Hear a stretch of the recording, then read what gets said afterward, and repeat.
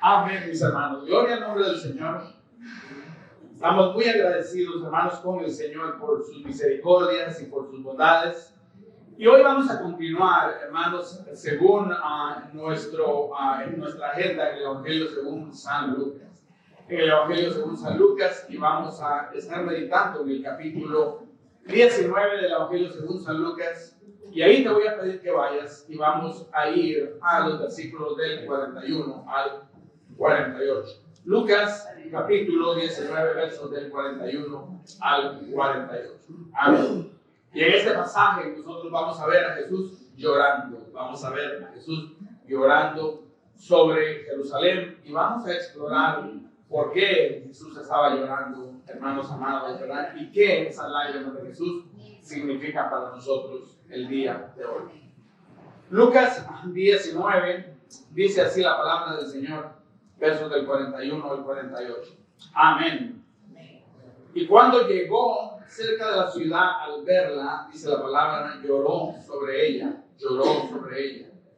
diciendo: oh, si también tú conocieras, a lo menos en este tu día, lo que es para tu paz. Mas ahora está encubierta de tus ojos. Esta paz, ¿verdad? Claro.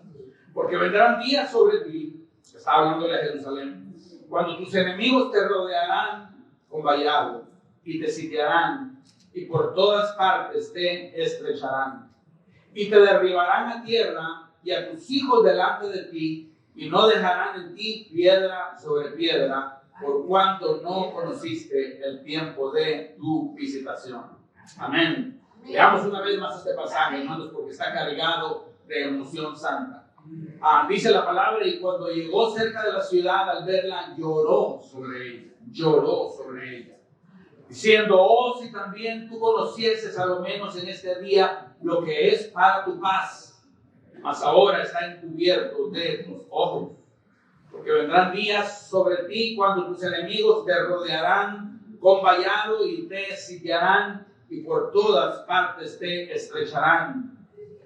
Y te derribarán a tierra y a tus hijos dentro de ti, y no dejarán en ti piedra sobre piedra, por cuanto no conociste el tiempo de tu visitación. Ahora seguimos hasta el 48. Y entrando en el templo comenzó a echar fuera a todos los que vendían y compraban en él, diciéndoles: escrito está, mi casa es casa de oración, mas vosotros la habéis hecho cueva de ladrones. Y enseñaba cada día en el templo, pero los principales sacerdotes, los escribas y los principales del pueblo procuraban matarle. No hallaban nada que pudieran hacerle, porque todo el pueblo estaba en suspenso oyendo. Amén. Vamos a orar, hermanos. Padre Santo, en el nombre de Jesús. Tu palabra, Dios mío, Señor, ha sido leída. Señor, lo que te pedimos, Dios mío, Señor, es de que tu Espíritu Santo nos asista en esta hora, para poder nosotros, Señor, tomar las verdades de tu palabra y, Señor, presentarlas delante, Señor, de tu pueblo, de tal manera, Señor, que alcance el corazón.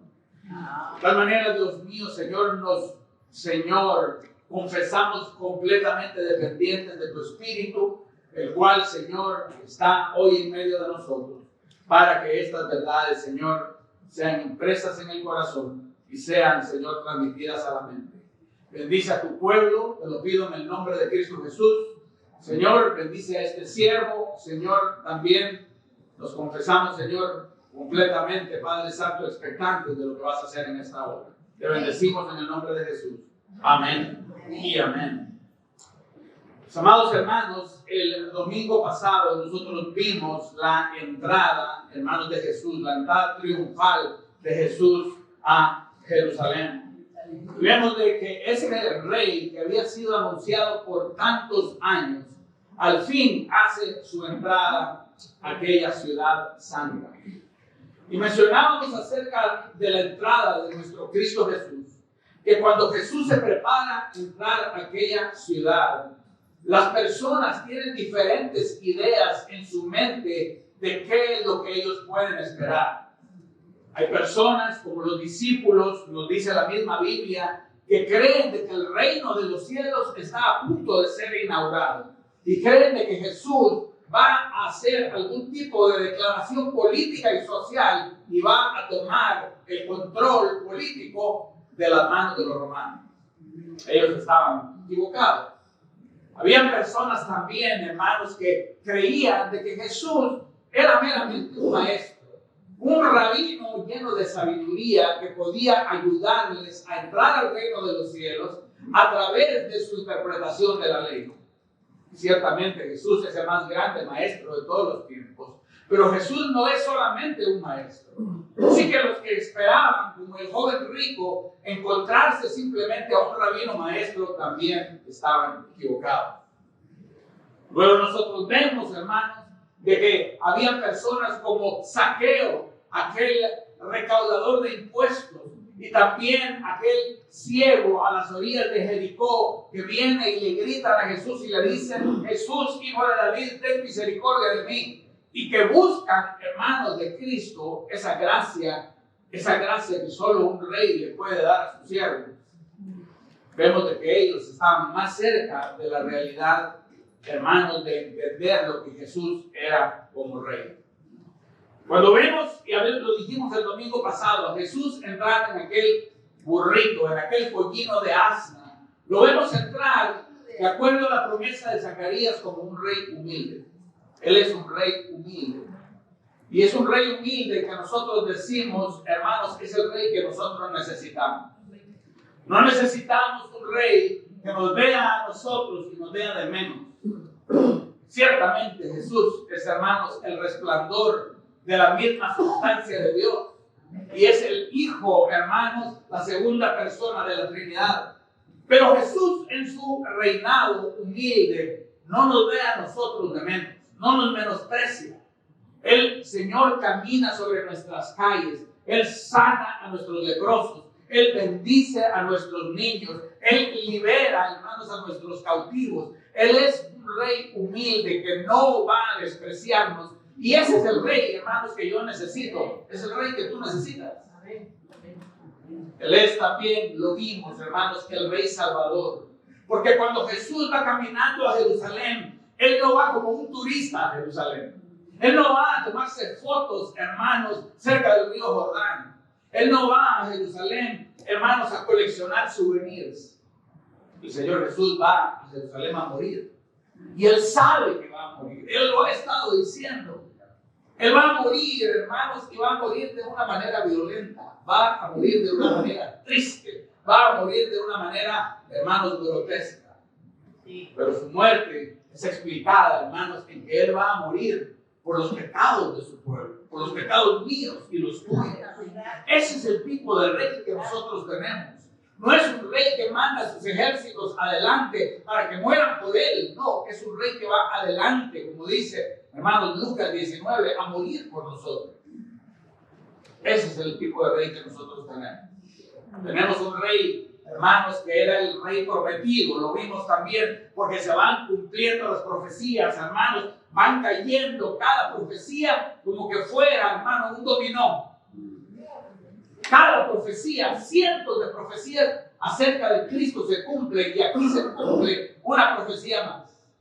La profecía, hermanos, de Zacarías capítulo 9, verso 9, cuando, hermanos, el profeta le dice a Israel: regocíjate, oh hija de Sión. Canta, oh Jerusalén. ¿Por qué? Porque he aquí viene tu rey salvador, tu rey humilde, tu rey montado en una burrita, en una pollina, hijo de asna. ¿Sabes cuánto fue esta profecía, hermanos, predicha? 520 años antes de que Jesús naciera. Y aquí, hermanos, el rey prometido está siendo, hermanos, celebrado. El rey, hermanos, de los cielos está delante de nosotros, entrando, hermanos, y diciendo: yo soy aquel a quien ustedes esperaban. Y vimos, en último lugar, de que este rey es un rey que es Dios al mismo tiempo. No es un rey común y corriente, porque los que alaban sacan palmas en otros evangelios y cantan y le dicen: Hosana, Hosana el que viene en el nombre del Señor. Y acá, hermanos, bendito el que viene en el nombre del Señor. Verso 38. Paz en el cielo y gloria en las alturas. Se está reconociendo que este que viene en el nombre del Señor, hermanos, es un enviado de Dios. Es el Mesías prometido. Es Dios mismo en medio, hermanos, de su pueblo. Él es el Rey. Y la pregunta importante, hermanos, es de que cuando Jesús viene y le dicen, manda a tus discípulos a callar, ¿por qué Él no los manda a callar? ¿Y por qué los fariseos en el verso 39, hermanos, están mandando a callar a los discípulos? Tienen miedo de que los romanos se enteren de que hay un rey, un nuevo rey que está entrando por las puertas de Israel. Esto va a traer problemas, esto va a traer alboroto. ¡Cállalo! Los fariseos también tienen, hermanos, indignación porque los gritos, hermanos, de que el Señor ha venido están reconociendo de que este Mesías es un Mesías divino. Pero Jesús no se va a callar. Y Jesús no va a mandar a nadie a callar. ¿Sabes por qué? Porque Él es Rey y porque Él es Dios. La pregunta que nosotros tenemos que hacernos es la siguiente. ¿Quién es Jesús para nosotros? ¿Quién es Jesús para nosotros? Ya vimos en las páginas de las Escrituras, amados hermanos, de que Jesús era algo diferente para cada persona que lo miraba. Para unos era un amigo, para otros era un hacedor de milagros, para otros era, hermanos, un maestro religioso, para otros era, hermanos, un exorcista que sacaba fuera demonios, para otros era un rey político. Ya vimos esto en la Biblia, pero ahora la pregunta se voltea a nosotros. ¿Quién es Jesús para nosotros? ¿Quién es Jesús para nosotros? Para muchos Jesús está reducido, hermanos, a un crucifijo que se cuelga en el pecho. Aquí está mi Jesús. Para otros Jesús es meramente un personaje histórico del cual leen en la Biblia. ¡Ay, qué duro lo que le hicieron a Jesús! Me emociona lo que vieron a Jesús. Un personaje histórico solamente. Pero Jesús no es, hermanos, solo eso. Él es y continúa siendo el Hijo de Dios, el Rey del reino de Dios, hermanos, que hoy vive y te pregunta el día de hoy, ¿quién crees tú que Él es? Si nosotros creemos que Él es Rey, ¿cómo nuestras vidas deben revelar, hermanos, esa afirmación? Adorándolo, bendiciéndolo y obedeciendo. ¿Cuántos dicen amén? Amén. Sí que hay gran algarabía en Jerusalén. Hay fiesta en Jerusalén. Salieron las hojas de palmas a gritar bendito el que viene en el nombre del Señor. Hay alegría, hermanos, en las calles. Los niños estaban paseando, hermanos, y se respira un aire de victoria. Amén. Pero en el verso 41 algo sucede. En el verso 41 cambia, hermanos, el ánimo y cambia el ambiente del texto, porque de algarabía lo que sucede es lágrimas. Verso 41. Cuando llegó Jesús cerca de la ciudad, ¿qué fue lo que Jesús hizo? Se puso a gritar en algarabía. ¿Qué es lo que dice el verso 41? Puso, hermanos, a recibir los hosanas y los gritos de popularidad. No, verso 41 dice que cuando el Señor llegó cerca de la ciudad, al verla, ¿qué fue lo que hizo? Lloró sobre él. Yo, al ver, hermanos, a mi Cristo llorando, yo le pido al Espíritu Santo de Dios, Señor, revela, Espíritu Santo de Dios, ¿qué es lo que hizo llorar a mi Jesús? ¿Qué es lo que tiene a Jesús en lágrimas? Tú tienes algún ser querido a quien tú lo ves llorar. Por ejemplo, una madre cuando ve llorar a su niño y rápido va a secarle las lágrimas porque no quiere que su niño llore. O quizás nosotros ya como hijos no nos gusta ver a nuestros padres llorar. Pero hermanos, aquí está el Hijo de Dios llorando. Aquí está el Mesías prometido llorando. Cuando debería de estar riendo y cuando debería estar regocijándose y cuando su corazón está lleno de gozo. No, lo que nosotros vemos aquí es un corazón lleno de dolor. La palabra del Señor viene y dice, hermanos, de que el Mesías está con un corazón lleno de dolor. ¿Por qué el Mesías está llorando? Nosotros nos preguntaríamos. ¿Por qué el Mesías está, hermanos, lleno de, hermanos, congoja en su corazón? Alguien pudiera decir, el Mesías está llorando porque él sabe de que él va a morir. Hermanos, pero no es así, porque el Señor sabía de mucho tiempo antes de que él iba a morir. Esa era su misión. Alguien diría, el Señor está llorando y es un lloro de emoción, pero el contexto no nos deja ir allí, porque vemos, hermanos, de que no es de emoción que él está llorando por las alabanzas del pueblo. ¿Por qué llora Jesús? Lo que vemos, hermanos, es que el Señor Jesús está llorando por una simple razón. Y es de que Israel, hermanos, está rechazando la paz que Dios les ofrece. Eso es lo que está sucediendo. En el verso 42 viene y dice, si también tú conocieses a lo menos en este tu día lo que es para tu paz, mas ahora está encubierto de tus ojos. O sea que no es, hermano, de que el Mesías esté llorando porque él está siendo menospreciado personalmente. No es de que el Mesías, hermanos, al fin está recibiendo la algarabía y la adoración del pueblo y se ha emocionado. No. Es de que el Mesías, hermanos, se está dando cuenta de que la paz que Dios está ofreciendo es una paz, hermanos, que está siendo rechazada en el corazón del pueblo de Dios. Y él viene y lo dice, más ahora, esta paz que se te está ofreciendo, esta paz que está encarnada en la persona del Hijo de Dios, que está llegando a aquel lugar a morir por los pecados de su pueblo, esta paz está encubierta a los ojos de él. Y venimos y pensamos, ¿por qué estaba encubierta esta paz? Y la conclusión, hermanos, es de que el pecado de ellos, la rebeldía de ellos, el orgullo de ellos, la religiosidad habían colaborado, hermanos, para que aquella profecía que tenía miles de años de estar siendo anunciada y que se estaba cumpliendo en medio de ellos, hermanos, ellos no la estaban viendo. Y alguien diría, pero sí la están viendo, porque ellos están diciendo, Hosana el que viene en el nombre del Señor. Verso 38. Pero tú te vas a dar cuenta que unos versículos más adelante, muchos de los que estaban en esta multitud se pusieron a decir, ¿qué? Crucifícame, crucifícame, crucifícame y danos a Barrabás. Sí que Jesús llora.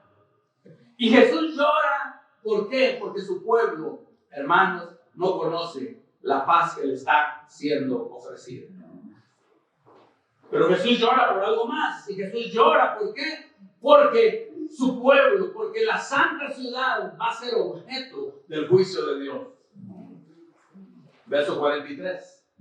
Vendrán días sobre ti cuando tus enemigos te rodearán con vallado y te sitiarán y por todas las partes te estrecharán y te derribarán a tierra y a tus hijos dentro de ti y no dejarán en ti piedra sobre piedra, por cuanto no conociste el tiempo de tu visitación.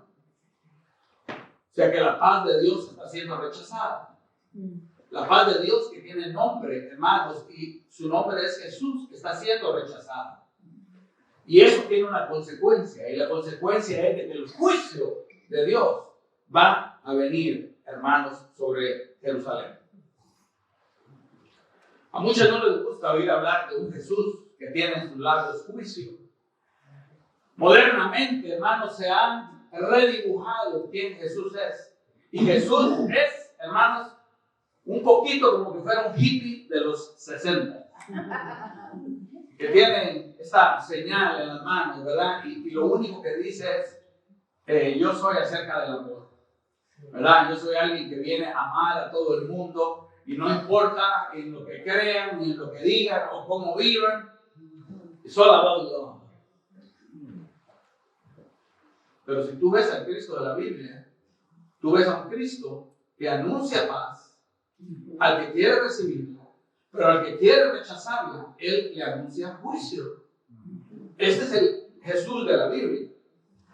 Quizás alguien tenga controversia conmigo porque diga, ese Jesús no me gusta, pero yo te digo, esa controversia no es conmigo, sino es, hermanos, con el Espíritu Santo, que está revelando a un Jesús que advierte que si su paz es rechazada, lo único que queda es juicio. Así que Jesús llora. Jesús llora porque la paz está siendo rechazada, porque hay ignorancia y pecado en los corazones de su pueblo. Jesús llora, hermanos, porque lo que ve con ese rechazo es el juicio de Dios. Yo me pongo a pensar en nosotros el día de hoy, porque la paz sigue siendo anunciada. Nosotros vivimos, hermanos, en una época que se llama el año agradable del Señor, en donde la paz es anunciada. Las buenas nuevas del Evangelio están en los labios de predicadores y están en los labios, hermanos, de siervos de Dios, anunciando de que Dios está a través de Cristo, hermanos, de una manera gratuita, ofreciendo salvación. Esta es la paz, hermanos, que Dios ofrece. Este es el año agradable del Señor. Estas son las buenas nuevas del Evangelio. Este es el tiempo de nuestra visitación. Verso 44. Pero ¿qué vamos a hacer en el tiempo de nuestra visitación? Conoceremos nosotros, hermanos, que esta paz que nos es ofrecida. Y si ya hemos recibido esta paz, le daremos gloria a Dios en las alturas, hermanos, porque somos de Cristo y Él es de nosotros. Porque lo que queda, hermanos, si no es esto, es simplemente una expectación de juicio. Pero nosotros vemos, hermanos, de que el corazón de Jesús no solo es el corazón de alguien que está sufriendo. El Señor, hermanos, está llorando sobre Jerusalén. Y una vez más, yo te digo que el Señor revele, hermanos, a nuestras mentes qué es lo que hace llorar a Cristo Jesús. Y lo que hace llorar a Cristo Jesús es el rechazo a la paz de Dios y hermanos, la certeza de que el juicio va a venir a los que la rechazan. Pero en segundo lugar, vemos el corazón de Jesús, el corazón de este rey. Y vemos que el corazón de este rey es, hermanos, un corazón lleno de gracia. Y la gracia del Señor la vamos a encontrar de una manera quizás que nosotros no esperamos verlo. Vamos a ver, hermanos, cuando Cristo, después de entrar a Jerusalén, como rey de ella, viene, hermanos, y se dirige hacia el templo. Entró, dice la palabra del Señor en el verso 45, que entró al templo. Y luego, hermanos, cuando Jesús entra al templo, ¿qué es lo que encuentra en el templo? No encuentra un ambiente de adoración. No encuentra un ambiente de oración. Aquel lugar había sido designado para la adoración de Dios. Y hermanos, Jesús, como era su costumbre, una costumbre santa y buena, se dirigió al templo, hermanos. Y cuando llegó al templo, lo que encontró fue un mercado. Lo que encontró fue cambistas que estaban vendiendo palominos y estaban vendiendo animales para el sacrificio. Y estaban diciendo, ¿verdad? Si me compras 2, la tercera es gratis. Si me compras 4, te doy a la otra 50% de descuento. Y el Señor, vea que... Y esto es simplemente, hermanos, una manifestación de que aquella ciudad había rechazado la paz que Él le ofrecía. Y entonces el Señor, ahora las lágrimas se convierten, hermanos, en indignación. Se convierten en indignación. Esta es otra faceta de Cristo Jesús, hermanos, que a veces nos gusta esconder, ¿verdad? Una vez más, Jesús suave, humilde, pero este Jesús, ¿qué es lo que empieza a hacer? A echar fuera del templo a todos los que vendían y, hermanos, compraban en él. Acordémonos de que Jesús, hermanos, había probablemente trabajado 30 años en un taller de carpintería junto con su papá. Jesús era un hombre de su época, un hombre, hermanos, de su tiempo. y con su fuerza y con su indignación empieza a volcar, eso nos lo dice otro evangelio, empieza a volcar las mesas, hermanos, de los cambistas. Y empieza, hermanos, a sacar fuera a todos los que vendían y compraban en él. Y les dijo lo siguiente, verso 46, escrito está. Miren a un Señor, hermanos, que viene y afirma la autoridad de las Escrituras. Escrito está. Mi casa es una casa de oración, pero vosotros la habéis hecho una cueva de ladrones. Eso trae convicción a mi corazón. Y no necesariamente de nuestra iglesia, hermanos, pero muchas iglesias, con tal de atraer a los no creyentes, convierten, hermanos, a los templos del Señor, que deberían ser centros de oración, de arrepentimiento y de fe, los convierten en un mercado. Ve solo, hermanos, lo que va a suceder el próximo domingo. Que con tal de atraer a multitudes, ¿qué es lo que sucede? Las iglesias, hermanos, empiezan a volverse creativas y empiezan a hacer esto y empiezan a hacer lo otro y empiezan a tener aquella actividad y la otra actividad, tratando de competir con la iglesia de la esquina, y en medio del mercadeo alguien se pierde, y es la presencia, hermanos, del Señor. Sí, que cuando Jesús viene y empieza a echar a los que vendían y compraban en él, hermanos, ¿qué es lo que Él está mostrando? Él está mostrando gracia para con su pueblo. Si Jesús se hubiera callado, si Jesús no hubiera dicho nada, hermanos, si Jesús, hermanos, no le importara, hermanos, de que el templo lo habían destrozado, entonces es un Jesús que no muestra gracia. Pero este Jesús, hermanos, está queriendo restaurar la adoración y el propósito del templo. Y ahí está mostrando Él de su gracia divina. Aquel templo, hermanos, que había sido levantado, hermanos, en el corazón de David, hermanos, inaugurado por Salomón, y que podía, hermanos, ser aún, hermanos, buscado en aquel tabernáculo en el tiempo de Moisés. Hermanos, ahora se había vuelto una cueva de ladrones. Y aquel era el lugar designado por Dios para la adoración, y lo había dejado de ser.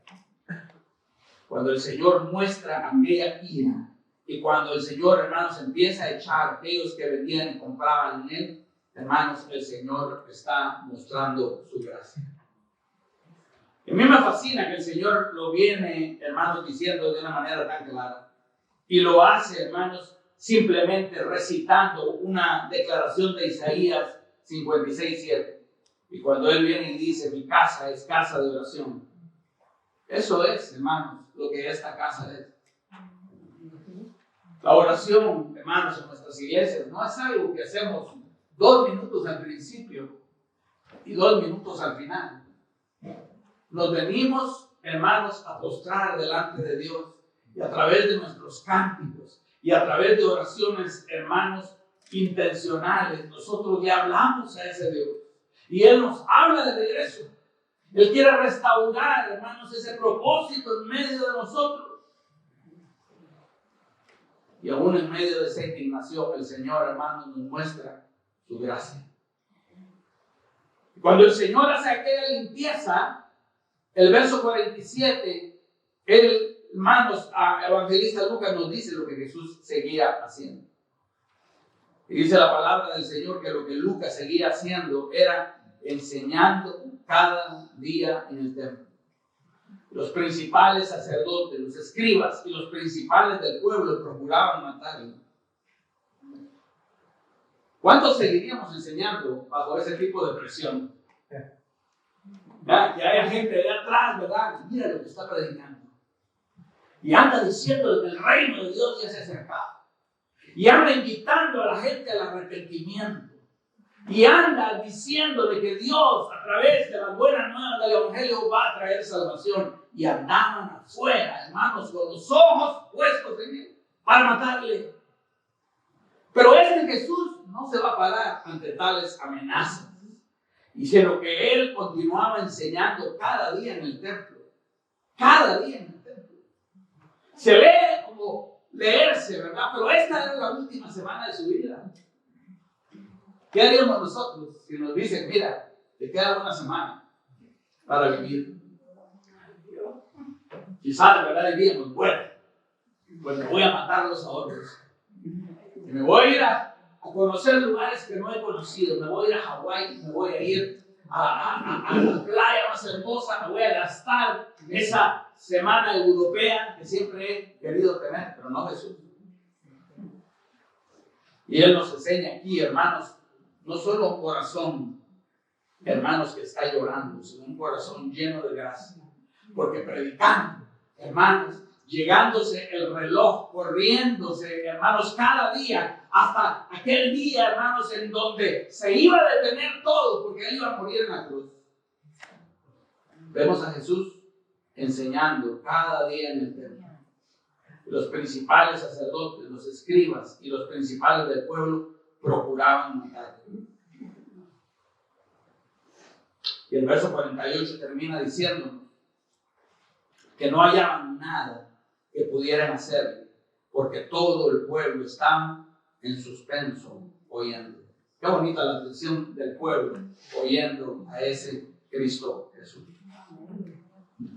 Así que al Señor demostrar un corazón de gracia, Él revela, hermanos, de que Él buscaba restaurar el templo como una casa de oración. Hermanos, y también revela, hermanos, de que Él, hasta el último momento, hermanos, de su ministerio terrenal y después, a través del ministerio de los apóstoles, Él continúa con el mensaje de arrepentimiento, trayendo a los pecadores, hermanos, a su casa, a través de la dulzura, hermanos, del Evangelio.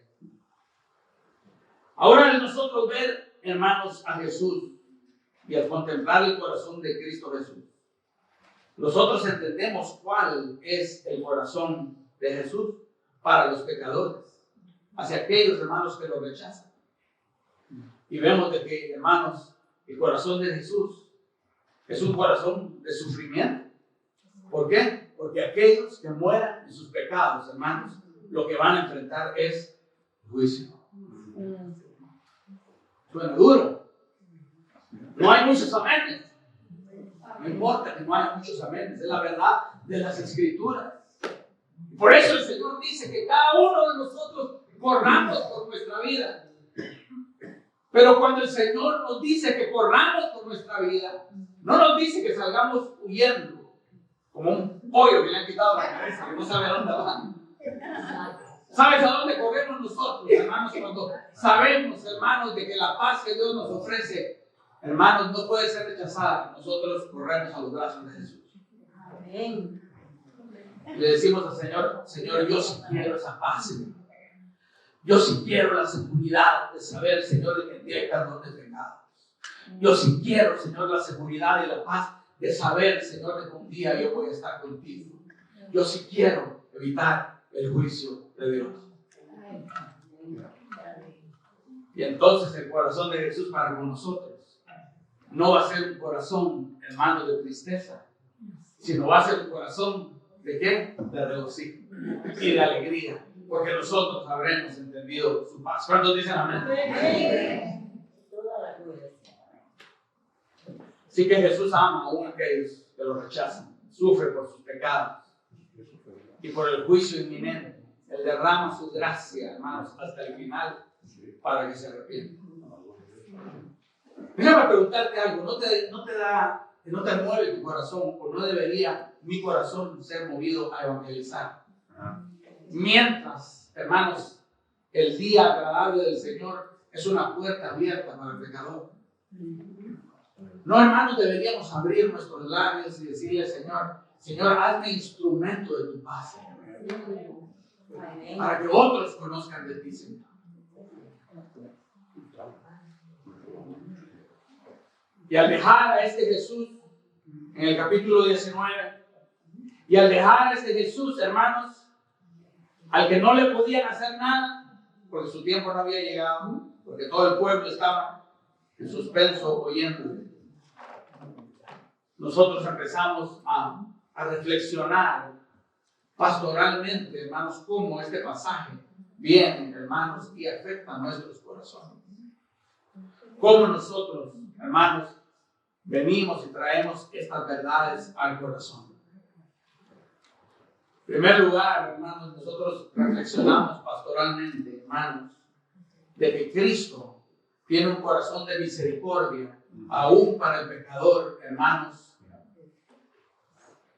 más terrible. Por lo tanto, no rechacemos la paz de Dios que nos es ofrecida a través de Cristo Jesús. Jesús ha venido a traer paz. No es la paz que muchas veces el mundo cree.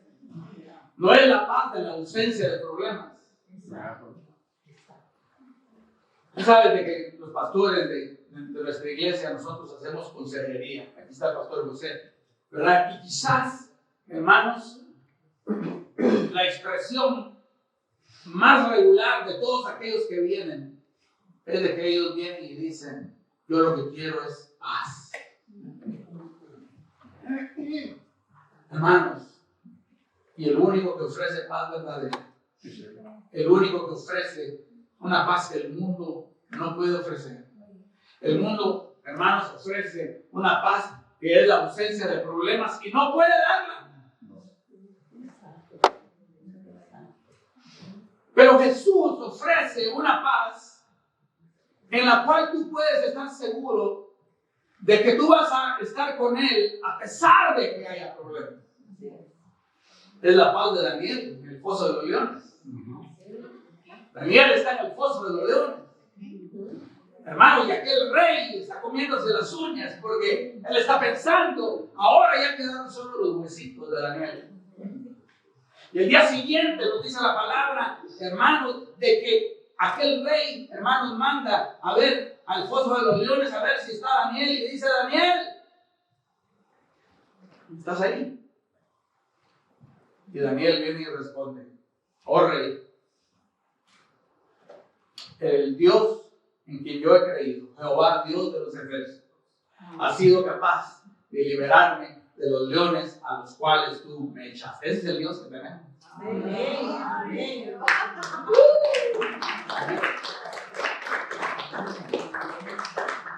Es un Dios que nos puede capitanear aún más allá de la muerte. No es una paz que es ausencia de problemas. Es una paz en medio de los problemas. Es una paz que nos lleva, hermanos, a ser victoriosos en medio de las aflicciones. Yo sé que cada uno de nosotros acá tenemos aflicciones y problemas, hermanos, que a veces nos cierran la garganta. Y hay una paz más grande, una paz más importante, paz para con Dios. Y esa paz la ofrece solo Jesús. Esa es la paz que Él ha venido a traer, paz para con Dios. No hay condenación para los que están en Cristo Jesús. Lo que hay es paz para con Dios.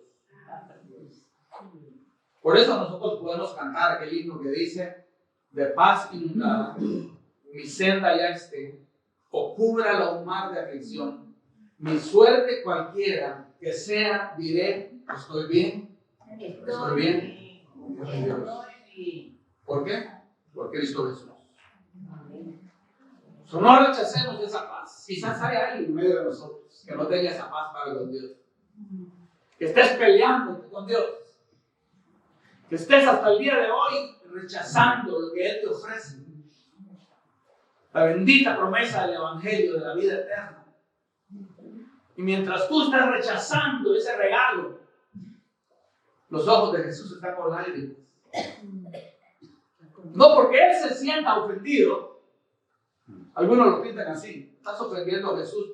No, está con lágrimas porque estás poniendo en juego el destino eterno de tu alma. Y el día de hoy Jesús viene y te dice: ven, ven y recibe la paz que te estoy dando. Somos animados a recibir pastoralmente de esa paz. ¿Por qué? Porque si nosotros rechazamos a Cristo, ¿qué es lo que queda? ¿Cuál es el sacrificio por el pecado si rechazamos el sacrificio de Jesús? El libro de Hebreos lo dice. Si rechazamos al Hijo de Dios, entonces lo único que queda es un hervor y una expectación ¿de qué? De juicio. La palabra de Dios lo dice. Pero el día de hoy lo que se ofrece es paz.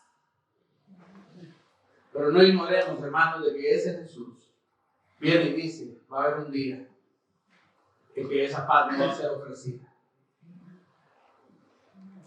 En tercer lugar, y el punto penúltimo, hermanos, mientras estemos en este paréntesis, en donde su gracia está siendo, hermanos, derramada. Hermanos, acordémonos del llamado que tenemos de ser una casa de oración, ¿verdad? Yo te pregunto, ¿tú tienes seres queridos que están endurecidos ahorita y que están rechazando a Jesús? ¿Tú tienes? ¿Cómo vamos a lidiar con eso? Podemos agarrar la Biblia así, ¿verdad? Ya, especialmente las Biblias antiguas, así que son un poquito pesaditas, ¿verdad? Y agarrar a bibliazos a alguien y decirle, ¿por qué no entiendes? ¿Por qué no confiesas de Jesús? Pero eso no va a solucionar nada. Porque solo es el Espíritu de Dios el que trae ¿qué? Convicción de pecado. Solo es el que convence de juicio. Es el único. Entonces, nosotros, hermanos, venimos delante de ese Señor y le decimos a ese Señor, Señor, hazme un instrumento, Señor, de tu gracia. Señor, para que yo vaya a hablarle a ese ser querido, para que yo vaya a hablarle a esa hija, a ese hijo, a esa hermana, a ese padre, y que yo lleve palabras de paz y buenas nuevas. Señor, pero que tu Espíritu, Señor, abra ese corazón, Señor. Hermanos, y así nos volvemos casa de oración. ¿Tú sabes por qué nosotros los cristianos vivimos tan estresados?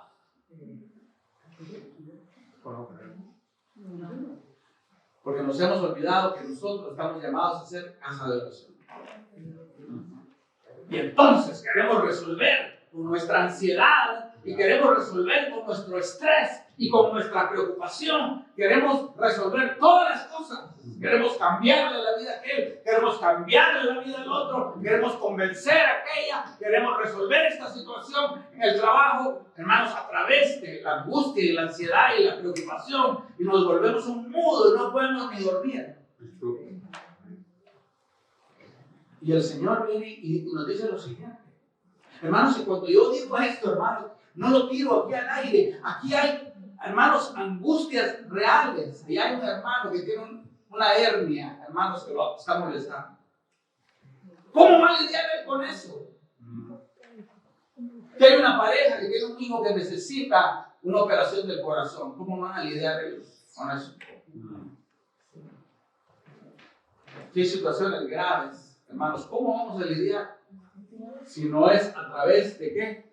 De traer todas nuestras peticiones delante de Dios, en toda súplica y en todo ruego. Y el Señor viene y dice, casa de oración, si tú haces eso, entonces yo te voy a dar la paz que sobrepasa todo entendimiento. Y voy a guardar, ¿qué dice? Tu mente y tu corazón en Cristo Jesús. Este pasaje es un llamado, hermanos, a regresar a nuestro propósito y a hacer casa de oración. Hay gente que busca 1000 cosas en una iglesia. Entra a una iglesia y dice, a esa banda le falta mucho. ¿Verdad? No me gustó que tocara el violín. Estoy usando a Jason para ilustrar.